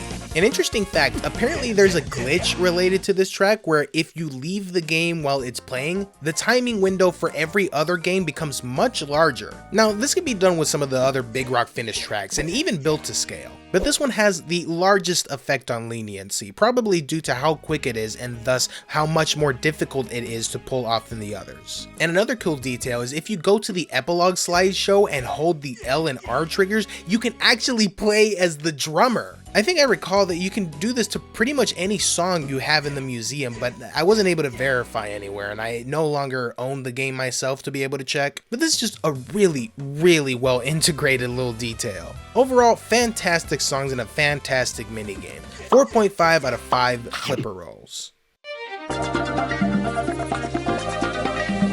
No fucking shot! This wasn't coming back, bro! You want to make a game highlighting the best the series has to offer? You can't not include the Karate Man songs in it. It's so amazing to have this song in this game, if even only as an extra. I absolutely adore this song. The singers for both the English and Japanese versions are just fantastic. You can really feel the passion in their performances. And that's in part also because of the lyrics as well. It's so well written. I start to feel all sorts of emotions from this when I hear it. I wish that we could be close, close enough to use our real names for once. And you would say to me, oh, I love you. So you say you won't let me go. Oh yeah. Karate Man games are just the best, man, I swear! They brought back the punch kick mechanic from DS and somehow still made it work with no tap flick functions. I have always adored how perfectly the gameplay works with the music. It adds a whole new level of amazement to this song. The freaking style of this music is unlike anything I can think to describe. It fills me with so much joy listening to it. I get so overtaken with emotion with every second. Most of all, that bridge. Oh my god, guys, the bridge to this might be the best of any song I have ever heard. Rain falls on me, and now I'm walking away. Tell me, do you find me more beautiful now? I'm not the kind to let you watch as I cry. So I got to leave, I got to forget you. And so I hide myself away from the world. Leave behind the sorrow of a sad little girl. I thought that I had finally won at the game. You told me it just was for fun. I suppose that I was too young. I got all the goose pimples, man. This is a phenomenal track. I love the hell out of it. It is without a doubt one of the greatest in the whole franchise. 5 out of 5 Flipper Rolls. Punch kick! Punch kick!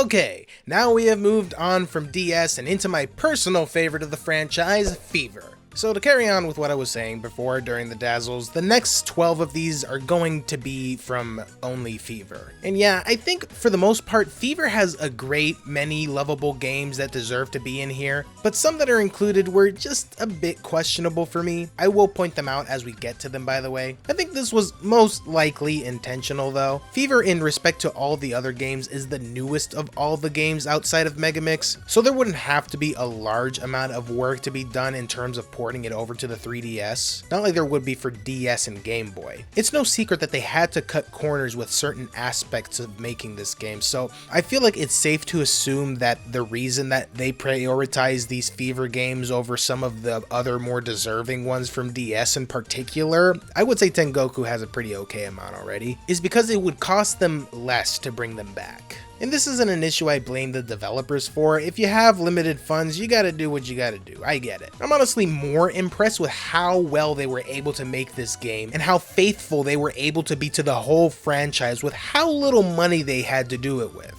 But if I could visit a dimension where they did have the right amount of money, ooh baby. But anyways, enough of that. Build-to-Scale is back. I think this was a pretty good choice for an extra minigame. Build-to-Scale has been here since the beginning with Polyrhythm from Tengoku and the first minigame in DS. And although I maybe would have preferred it if the DS one came back since that was my favorite, something I failed to realize before is that this version is kind of a mashed up version of the other two. Polyrhythm with the bouncing and DS Build-to-Scale with shooting the rods into the widgets. That is such an incredible detail. Because of this, I feel like it's the best representation for all of the versions and therefore deserves to be here over the other ones. And besides, I like this one enough already to really be okay with its inclusion here. The song is awesomely designed and it has a whole bunch of unique sound effects that really gives off that industrial vibe effectively. I like the melody, it's catchy, and the amount of times that they play it at various speeds gives it a nice long-lasting quality and makes it unforgettable.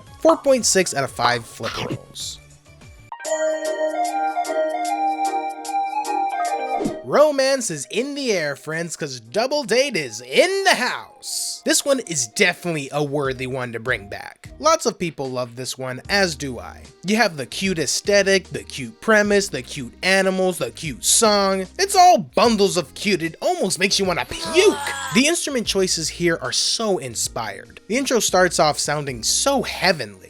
Then the drums kick in along with the main melody played by the accordion, which is always great for evoking that oh so wonderful romantic feeling.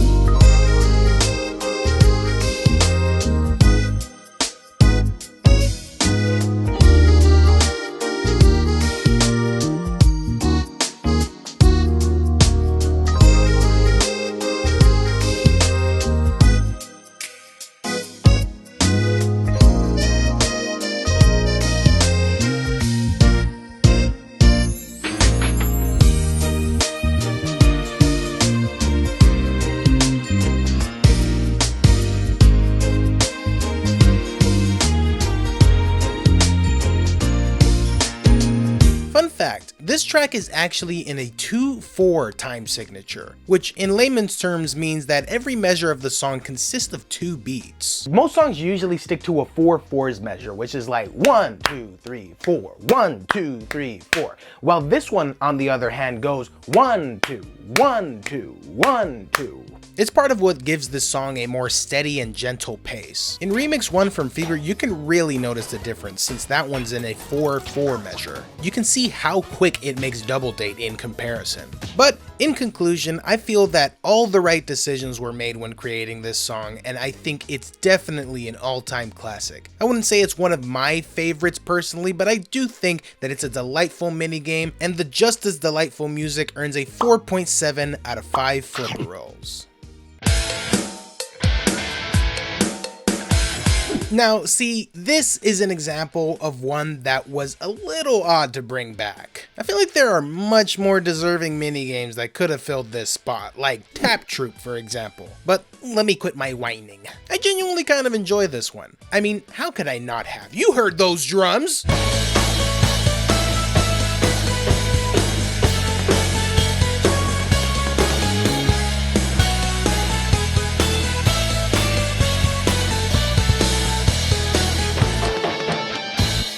are so freaking booming here for pretty much the whole song. Like, they really wanted to focus on it. The cymbals are just constantly slammed here. It's got a great rock vibe. The electric guitar hits decently, but the melody has a more synthesized sound to give it a more underwater, bubbly feeling. They really experimented with this one. The minigame itself, as I mentioned, isn't one I really cherish from Fever. I think it's alright at best, but I feel the music is more impressive than it, quite frankly. And even then, that's still only worth a 3.6 out of 5 fishy rolls.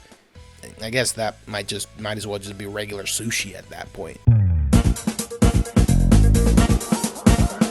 Yay! I love Forklifter! This one is one I always had mixed feelings about. Like, I really love the music for it, but I feel the minigame could be doing more to stand out, because as much as I love this one, I can't really say it's one of my favorites, because I just honestly forget it exists sometimes. Every time I get reminded of it now, though, I just get so excited to play it or listen to the music. The style of this one is unplaceable. It's so incredibly unique, and I've never heard anything like it. Even that main melody is just played in such a way that is so distinctive. The gameplay is really fun, and honestly one of the few minigames that could still give me a decent challenge. I think it's nice that they tried to change the look of this one by adding the vertical lines across so you, I guess, can more easily grasp the depth of this room, or to make the setting a little less bare, maybe? I don't know. But Forklifter is really good, and I'm glad to see it back here. 4.5 out of 5 flipper rolls.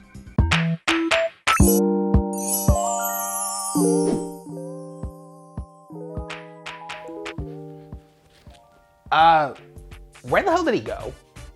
It kind of looks like he left to me. What? Why would he do that? I'm gonna say it's because of your crappy singing skills. What? What are you talking about, man? I have a great singing voice. You know what? Actually, as a matter of fact, I just got out of singing class, so I should be even better now. Sure. Anything. You know what? Here, let me give you a little snippet. No, that's fine. I'm walking on sunshine! Bro. Oh! And don't you finish singing, because we will all end up deaf by the end of it. I'm gonna go find a bottle of water. You go do that. All right, guys, seeing as how Michael isn't gonna be here to give this one a rating, looks like I'm gonna have to do it for him. This one is the best in the entire game. Hands down, 5 out of 5 flipper rolls. You keep it cool, y'all. Oh, sorry about that, guys. I just went to go get some water. Delicious. I'll just go ahead and take this if you don't mind. Where do we leave off? All right, this fucking shit. Yeah. If they brought back frickin' Quiz Show, they weren't gonna pass up the chance to bring love crap back. I gotta tell you though, I think this one has started to grow on me. Slightly. I still think it's one of the worst from Fever, and it's not gonna be real high on this list either, but I do find myself enjoying this one more nowadays. The music is well made, and I do mess with the light-paced, swingy hip-hop style that this exhibits. I find myself even rapping along to the song on occasion. I don't really mind this guy's crappy vocals anymore. Do you really mean that? Go away, please. Having said that, it's still in the Megamix list, and when comparing it to the others, it's gonna be just a bit above average for me. There's a lot of things I really come to appreciate about it though. The gameplay with all the different phrases are really fun to pull off. You can start to almost feel like you're rehearsing for an actual hip-hop performance with how often you need to practice to nail these voice cues correctly. And you want to impress MC Adore. I mean, let's be real, you want to be in this woman's good graces. It's a great minigame with a pretty good song, and I've been able to find a special place in my heart for it now. I'll give it a 3.4 out of 5 flipper rolls. That's the stuff. And I was like, baby, baby, baby, ow! Woo! Still got it.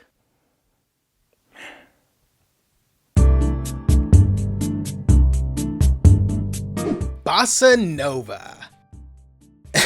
Okay, sure, why not? It's not a bad one. My opinions on this game aren't really that extensive. Each Rhythm Heaven game always has their interesting ones. Tengoku with Tram and Pauline and Quiz Show, DS with Love Lizards and Space Soccer, and Fever with Donk Donk and, well, this minigame. There's plenty of goofs and quirks in this series, and they love to push the envelope whenever they can. They even have some weirder ones in Megamix with Tangotronic and others we'll get to soon. But I digress. I enjoy the semi-sexual bossa nova style of this one. It's got a very tranquil vibe and it's got a very pleasurable sound. Oh god, no, different term. It's got a pleasant sound to it.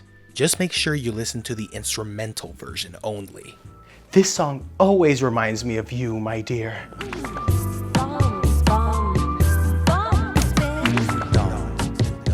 You pig!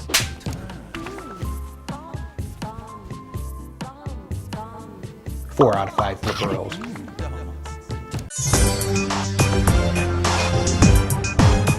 This one is a good enough inclusion. At this point, all but 4 mini games have been included in this fucking game, and that's Tambourine, Dink Doink, Tap Troop, and Shrimp Shuffle. I think apart from not including Tap Troop, they made the most logical decisions. This one is synonymous to Fillbots, as most might recognize. You have the robots on the conveyor, you need to get fully functional. But unlike Fillbots, I think the song for this one is actually pretty good. I think it strikes a good balance between sounding industrial with all the factory and machinery sound effects and actually being a catchy and rhythmic musical piece. The part towards the middle of the song where it all goes Egyptian with it, that is just great. Best part of the song. Not much else to say about this one. I'll give it a 4 out of 5 flipper rolls. The fastest song in the series, ladies and gentlemen. Clocking it at 53 seconds, this one manages to let out an absolutely electric jam. The drums and the electric guitar back in that keyboard, it is awesomeness to its core.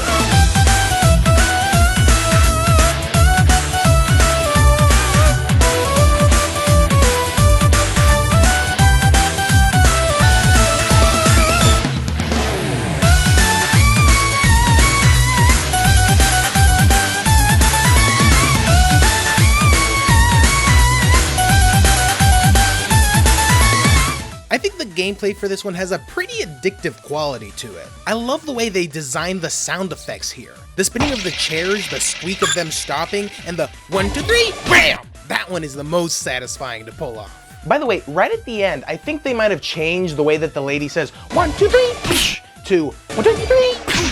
I don't know why they did that. It sounds really awkward. You think they did it to mess with the players and mess up their timing? They're known for being trolls sometimes, so it wouldn't surprise me. And as a matter of fact, I remember a time I really wanted to try and get a perfect 100 score on a minigame, and I chose this one since it's the shortest and most likely the easiest. But I could never do it, cause of that last fucking part! Why would you do this, Nintendo? Why? I want that 100%! Change that voice clip back now! All in all, let's say that board meeting deserves a 4 out of 5 flipper rolls.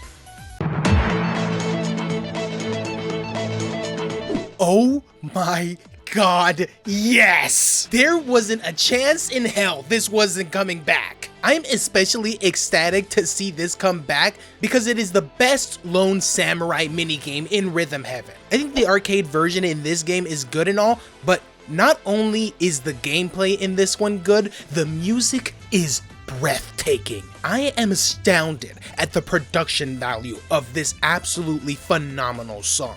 The orchestra level of instruments bring out the exact feeling that they wish to convey, which is going through an epic journey in pursuit of justice.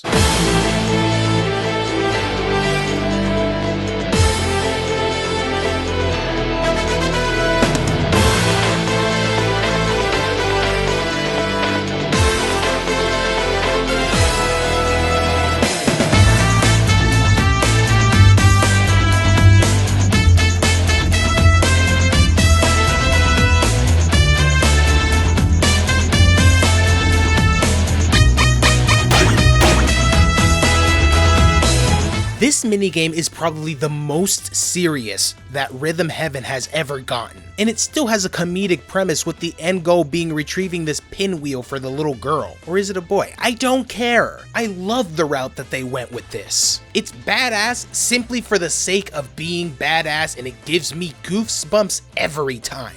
Give me one last jam session. I need it.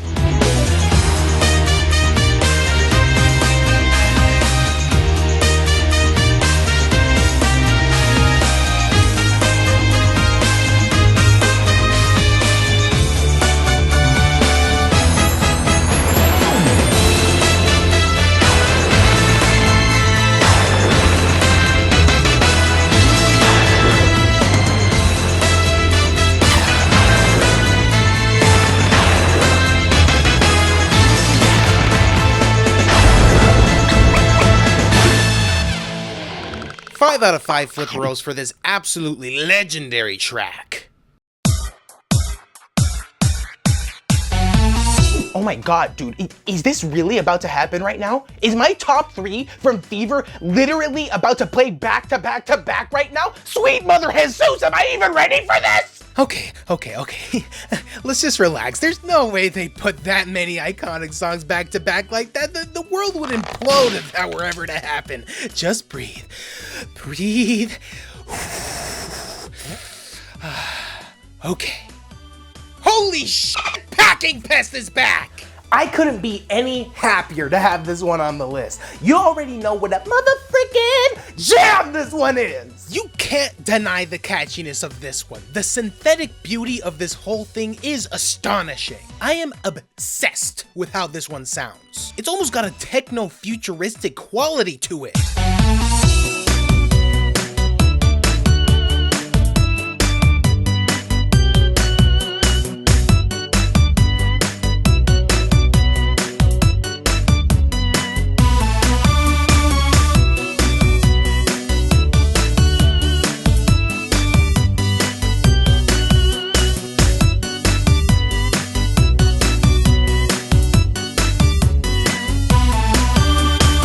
In a perfect world, in my perfect world, I should say, this would have been one of the story mode games, and its sequel from Fever would have also been in this list. It's such a shame it didn't make it in here. That one did a fantastic job of mixing this one's techno vibe with some jazzy elements and the speedier pace. Man, it would have been perfect for this list. But you can't have it all, I suppose. Regardless, it was a no-brainer that this would make it in here. It is an absolute blast to listen to and to play, and without a doubt, it earns a 5 out of 5 spider rolls. That's another good real-life one. But I guess, technically, it'd be spider-free rows based on the gist of this one.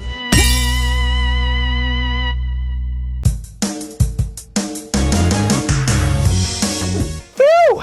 I knew they wouldn't put the top 3 all together like that. That would have been catastrophic. They knew the world wouldn't be ready for that.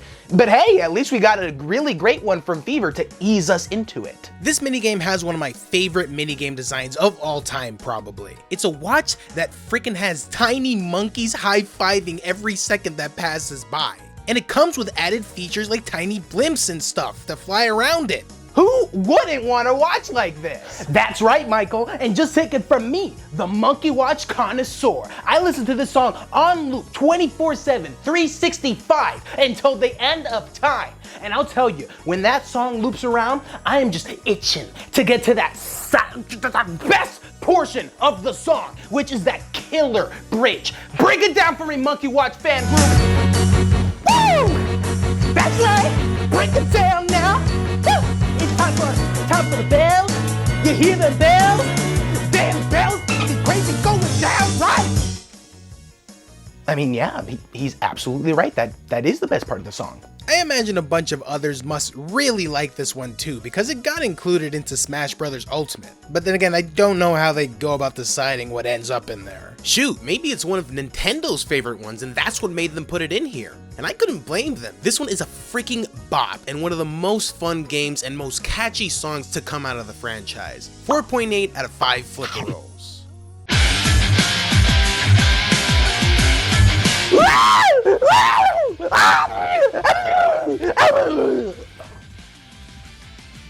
Reasonable reaction.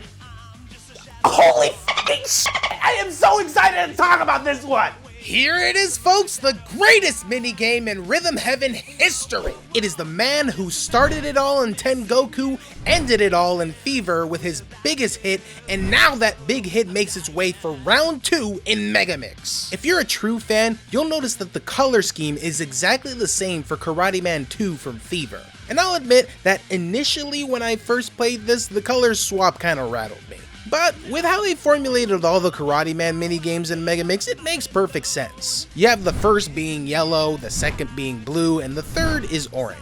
Now, Karate Man from Fever used to be the exact same blue as this one from DS, and in my opinion, it makes more sense for the first to use the colors to be the one that keeps it. They can't just have both of those minigames be in blue, because then how would you know which one is which? I think changing this to orange was a clever way to help differentiate the different Karate Man games. Am I sad that the song song from Fever's Karate Man 2 didn't make it in here? Honestly, no. I actually like how each of the Karate Man games are all different songs without any repeats or alternates. I love to have the history of this character's minigames. It was a very great decision in my humble opinion. But let's get back on track here. Have I mentioned before that Lonely Storm is unbelievable? How is a song this good in a franchise that so little people know about? The singer is incredible. He is just pouring his heart into every flippin' second of this. I'm much more into the English version, and I also think the Japanese version is good, but I have a harder time listening to it because of the key change that it has. It's a bit more higher pitched than I'm used to, but I still think that the singer for the Japanese version is putting just as much into it as the dubbed one. The combo move has always been one of the most intensely satisfying things to pull off in this series. Punchy punchy kapow, bro? I never thought that I'd feel like such a badass saying something like that. How do you make that sound cool? And the way the music works along with it and the fluidity in which Karate Man punches the shit out of those pots. Look at his face, it's like a tomato. He can't even contain how awesome he thinks this is. The electric guitar riffs in here are incomparable. This is rock and roll at its finest. Its intensity is palpable. I get absolutely lost in this monstrously remarkable composition. I sing along to it like it's my job.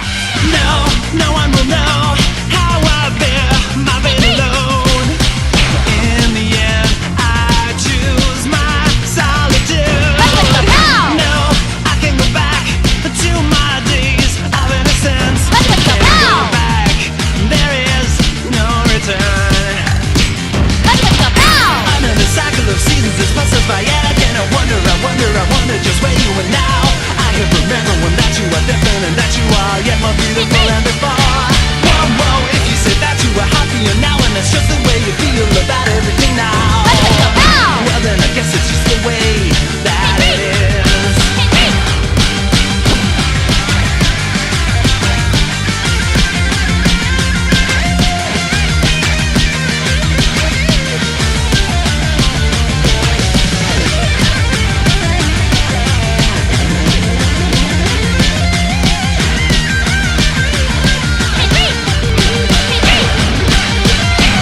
This is an outstanding song, easily #1 in the list so far. It has tremendous replayability, fierce intensity, absolutely banger lyrics, and a minigame that absolutely matches it on all of those accounts, and thus making it even greater. 5 out of 5 flipper roll.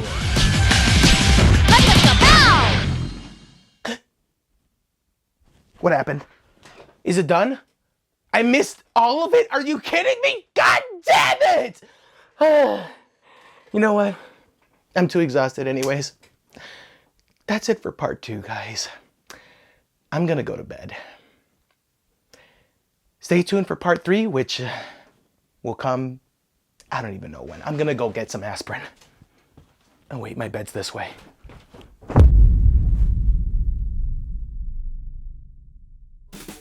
Hey guys, thank you so much for watching the part 2 to the Rhythm Heaven Megamix soundtrack dive. My goodness, as if it did not take me long enough. It was about 8 months ago that I uploaded part 1 last year, and here we are 8 months later. I know, it took me a really long time to get this one done. I think I said I was gonna probably, I had anticipated I would take about 5 months or something like that, somewhere around that range I said. And in some way I actually kind of did, because I think I'd begun working on this early this year, January. Like early January is when I actually started working on it, because I couldn't do it at the end of last year because I was still working on stuff for school. But hopefully after seeing this video you can understand why it took me so long. I did not want to go softcore on this. I wanted to go full hardcore and really do some really cool things with this one, and I think I did. There's a lot of stuff in here I have been so anxious to get out already so that you guys can see it, because I was just so happy with it.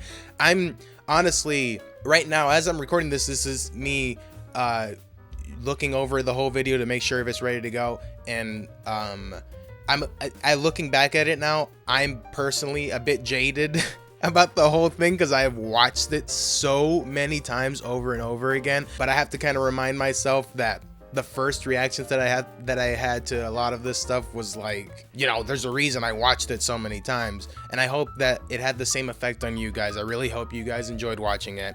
Part 3 will be coming soon. I don't know. I think that I had an idea that I wanted to take a break from the Rhythm Heaven stuff for a little bit so I can focus on some other things that I've been wanting to do on the channel, like for soundtrack dips and dives and whatnot. I at least wanted to, I was thinking about doing one soundtrack dive of another game before jumping into part 3. But I think I'll probably ask you guys whether you want me to do that or not. I don't know. I have to gauge the room, I guess. I want to mention right off the top here, big major shout out to my friend 8, who has been an absolute help in researching and fact checking for this video. She is just a fan of mine who reached out to me when I posted the part 1.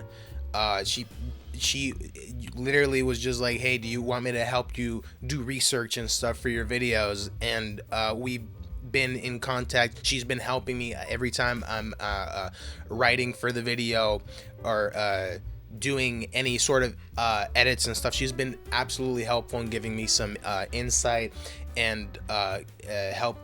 She's a great person to bounce stuff off of and like help to get a second perspective of things on.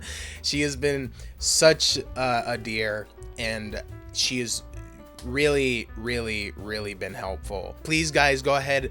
I'm gonna put the link to her YouTube channel in the description. Please go ahead and sub to her because she has been so helpful for this video, and I can't stress that enough. I really am excited to keep working with her in the future because she's gonna keep me on top of my because I get a lot of stuff wrong all the time, and I'm very grateful to have her. This was an absolute blast of a time working on. I had so much fun. I worked my butt off on this one. I really went full throttle, and I am legitimately very glad with how it came out, and I hope that you guys are too. I won't talk too much here. This basically the end of what I'm saying. Thank you guys so much for checking this out, and please go ahead and share this with other people, because it's been so long since I posted something that probably the algorithm is like tanking me right now. So I would really appreciate if you go share this with other people that you might think would like this. I'm gonna put a whole bunch of YouTube shorts up to try and catch up and get the algorithm on my side, because I know that he hates me. The algorithm is like that boy down right now. I don't know. Hopefully this one does good. I really hope that it does, because I worked really hard on it. And yeah, tell me if you guys liked it down in the comments below. Go ahead, leave a like on this video, comment, subscribe, go ahead and touch that ding dong so you get notified when part 3 comes out or any other videos come out. And if you guys didn't, don't worry, you can still leave a like and a comment and subscribe and touch that ding dong, and I will see you guys then.